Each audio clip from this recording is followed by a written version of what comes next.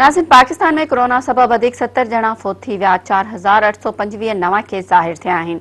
हुन हवाले सां वधीक अपडेट करे रहियो आहे मेरा टीवी जो रिपोर्टर मुदस्सर राजपूत। जी मुदस्सर, छा तफ़सील आहिनि?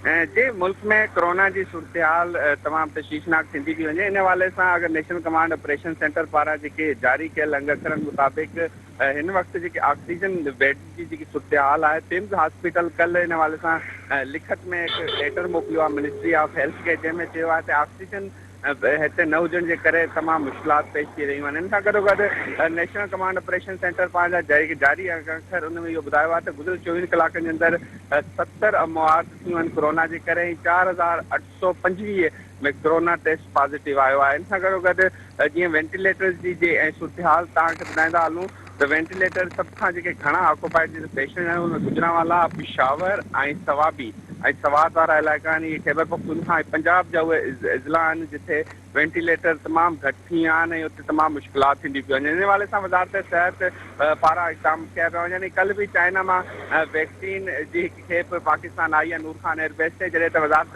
हेल्थ जे तर्जुमान मूजिबि तक़रीबन 3 करोड़ वैक्सीन जेकी आहे उहा पाकिस्तान चाइना खां हिकु मुआहिदो कयो आहे, जेको गुज़िरियल महीननि जे अंदरि अंदरि 3 करोड़ वैक्सीन पाकिस्तान ईंदी ऐं पाकिस्तान में उहे तरतीब वाइज़ जीअं 65 साल खां मथे 60 साल खां मथे तरतीब वाइज़ उहे वैक्सीन जो लॻाइण जो सिलसिलो जारी कयो वेंदो। जी मुदस्सर, जी मेहरबानी।